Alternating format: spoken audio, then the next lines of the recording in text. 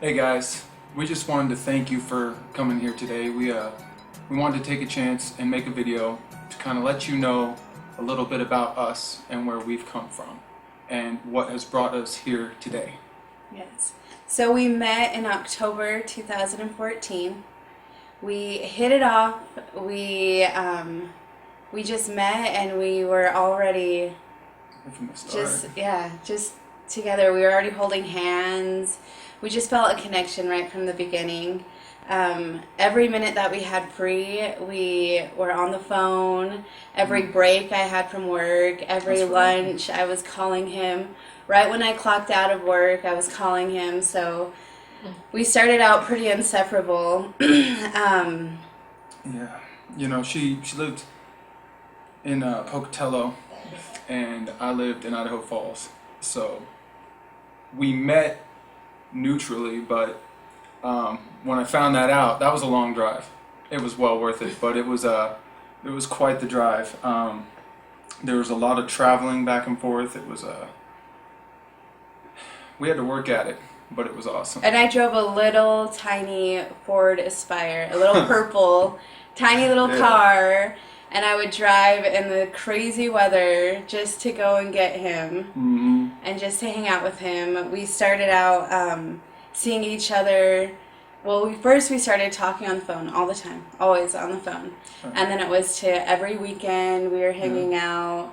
And then it went from weekends to like 3 or 4 days, 4 to 5 days to a week. And then it was we were so inseparable that I even lost my job because I wanted to be with him always. I lost my job. My roommates called my mom and dad, and they told him that I was MIA. They didn't know where I was. I wasn't going to work. So my mom and dad called. And so it wasn't a good start with them. It was rocky. With rocky, Nick. For sure. They didn't really like him too much, and they were scared for me, and they were like, what is this guy doing to you? You quit your job. What's going on? You're spending all your time with him. But I was in love. That's what it was. And what else happened? When your dad first heard about me, the first time my dad heard about Nick was I had to call my dad because Nick was playing with my pepper spray I had in my purse that my dad gave me, and he wanted to see how it sprayed out. And I told him, I don't know, I haven't had to use it yet. So I'm driving, and as I'm driving, he sprays it out the window. It all comes back into his face. And so I have to call my dad, and I'm like, Dad, it wasn't Dad, this is my boyfriend Nick. It was nothing like that. It was, Dad, my friend Nick just sprayed pepper spray in his face. Right. What do I do? And so my dad was laughing, and he told us what to do. We went to not a gas station. We went to a restaurant. Yeah. We went to a restaurant, and my dad said he needs to flush his eyes out, but after Nick sprayed it, because the wind blew it back in his eyes, he got it in one eye, and then he goes and rubs his other eye. Yeah, and it was on my hand. So now both, and I'm in the girls' restroom, like running in, like I'm gonna rob the place. Just so I had to take him into the girls' bathroom, flush his eyes. So that's the first thing my dad heard of him. So that didn't make it any better either. No, we were. They were not fond of me in the beginning at all. Not at all. My parents loved her. My mom set up little decorations and stuff at the house, and little hors d'oeuvres, and had a fire going. Like my candles mom was excited. Lit the first time I went there. Yeah. I don't know if they were more excited for me or her. Like it was crazy, but we were definitely living young and wild and free. We were out there, our life was just constant. We were partying, we just doing whatever. The sky was the limit. We felt like we were invincible and we could just live how we wanted. And then we got a reality check out of that. We got a reality check, and we found out that we were pregnant. Well, she was pregnant.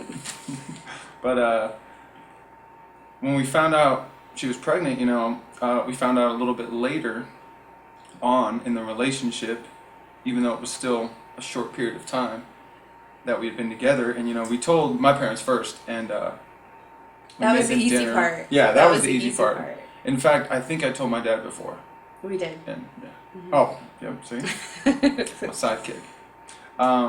We made him dinner. We gave him a card, to a grandma and grandpa card. It was a congratulations card to them, and my dad got it right away when he read it. But my mom was just totally question mark over the head. She wasn't sure. She wasn't sure what was going on. But once we told them, they were excited. They gave us hugs. They gave us the response you would hope grandparents would give you when they find out information like that. And then it was my parents, and that was and that was the scary part. I was scared. We had this huge long thing. Nick had this long, huge thing he was going to say, that he loved me and he knew we weren't married yet, but he was going to take care of me and our baby, and he had this whole long thing drawn out, and he was even practicing it on our drive to Blackfoot, and I was so scared because I was like, I cannot tell them. I cannot tell them. You have to tell them. Yep. And so we get to my mom and dad's house, and at first it was just my mom and my dad and my little sister, and then everyone just kept coming. Then here comes my brother-in-law and my niece, and then our neighbor that would move to Boise, but she was there the first time my older sister got pregnant, so it was kind of crazy that she was there. And then my sister came over. How many people total do you think were there at that house? 11? 12? Probably about 11 or 12 people ended up being at my parents' house. It's supposed to be like 2 or 3. That was it. And so I'm sitting there, like, we're sitting on the couch, and Nick has this napkin, and he's just, like, rolling it and rolling it around his fingers. In my defense, her dad used to lift weights and arm wrestle. He's huge. He's huge. So I wasn't just doing that. So he's sitting there. And then my dad starts putting on his shoes, and he's like, oh, I need to go. I'm going to go help your grandpa. And I'm like hitting Nick, and I'm like, you have to tell them.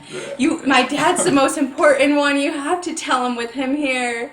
And I'm nudging him, and everything Nick had to say did not happen. None of it, not even my dad's seriously walking out the door, and Nick starts chewing on his finger, and he's like shaking, and he's like, wait, Ray, wait. He's like, Tisha's pregnant, and I'm not kidding. And it was silent. Everyone was silent. My dad poked his head back through the door, and he said, say what? And Nick was just sitting there and shaking, and seriously, dead silence, nothing. And I was just like, I start crying, and then my older sister Rachel finally broke the ice, and she was like, "Come here, Tishy, congratulations!" And my dad's still frozen there at the door, and Nick's like, "Is this the part where I die?" I was freaking out. And my dad stood there. He was like frozen, and he stood there and was just like staring at Nick. He had glasses on, so I couldn't read what was going on. And everyone came around and gave us hugs and congratulated us. And then and then I got to my dad, and I gave my dad a hug, and he went outside, and he's like, "I need a cigarette after this." He goes outside, and Nick's in the kitchen drinking water, and he's just shaking and just chugging this water. And then finally, my brother-in-law went outside with my dad, and then Nick's like, "Should I go out there?" And we're like, "Yeah." They're all cheering me on, like, "Go, we're like, "Yeah, easy. You need to go out there." And so all of us girls are like looking out the window, and my dad and Nick just both tears and just hugging, and it was just. It ended up being an awesome moment. Yeah. It started out just unsure, but in the end, it was awesome. Yeah. And then, so with all that out of the way, we continued on that journey. Kaya, we were blessed with her January 26th of 2006, and at that time we lived in Blackfoot. And when she was around 2, we moved out to California. That wasn't the greatest idea, our greatest move in our life. We were selfish, and I think that played the biggest part in it.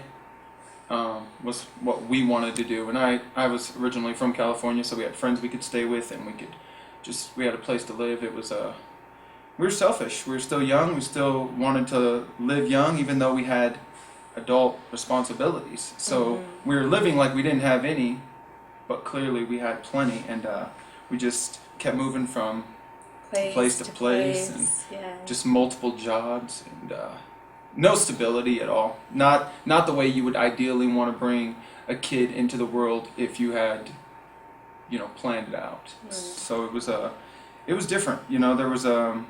There was lies and addictions that just ravaged through our marriage. Well, our relationship at the time. Yeah. And it went through a majority of it, and it just seemed to never really mellow out, and it just got worse and worse.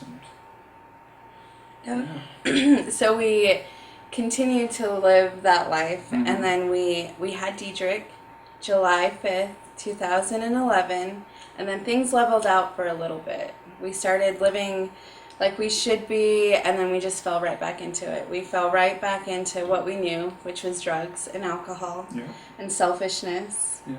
And we were on the verge of divorce. I was getting fed up. I was getting fed up with all the different jobs, no stability, all the things we had going on.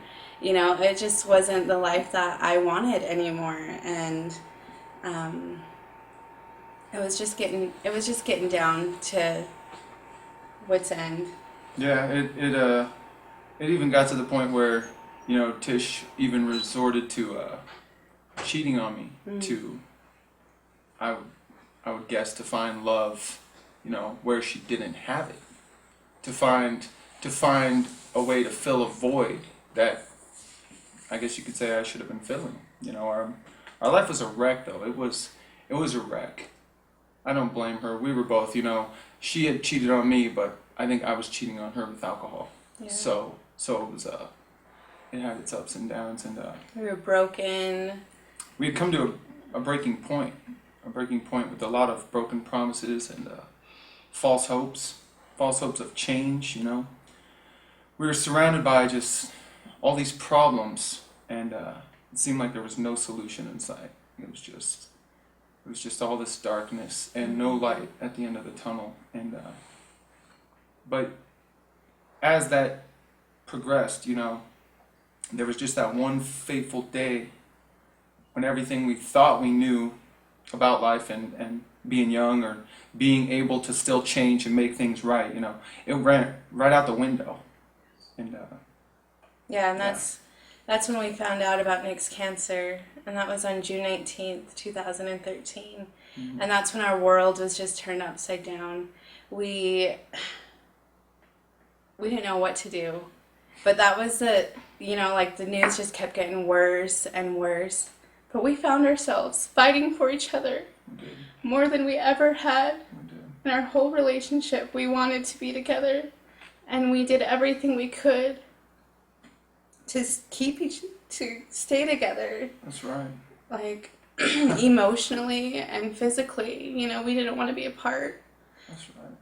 And we just we realized a lot. We realized who we were, or who we are. That's right. Who we were too, we realized. But it just gave us strength, and it taught us who we are. A whole new outlook on life. It made us realize that you could do anything, any day.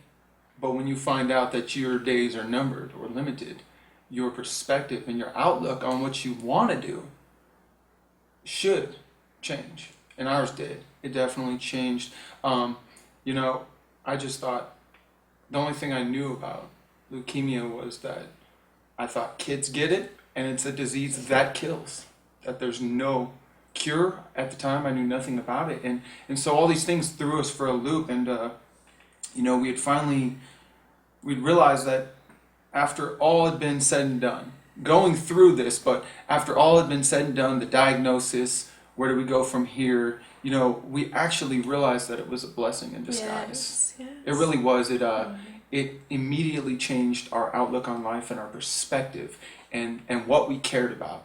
And we were able to it seemed like almost instantly prioritized in our minds. Like, okay, this doesn't matter, this doesn't matter, this does. And it ended up being a blessing in disguise, because the alcoholism, the addictions, the lies, 13 years of that consecutively, just every day, drinking and driving with my kids.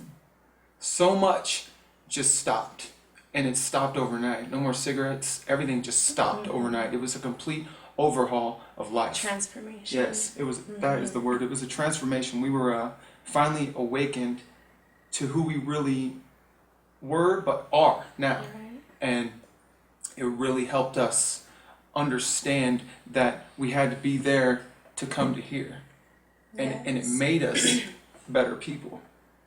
And so we just encourage everyone, yeah, young, old, married, single, yeah, just to keep pushing through. Yeah. Just keep pushing through anything that life throws at you. You know, we made it through addictions, cancer, lies, adultery, alcoholism, and just a so lot much more, really. And but we made it through it. we did.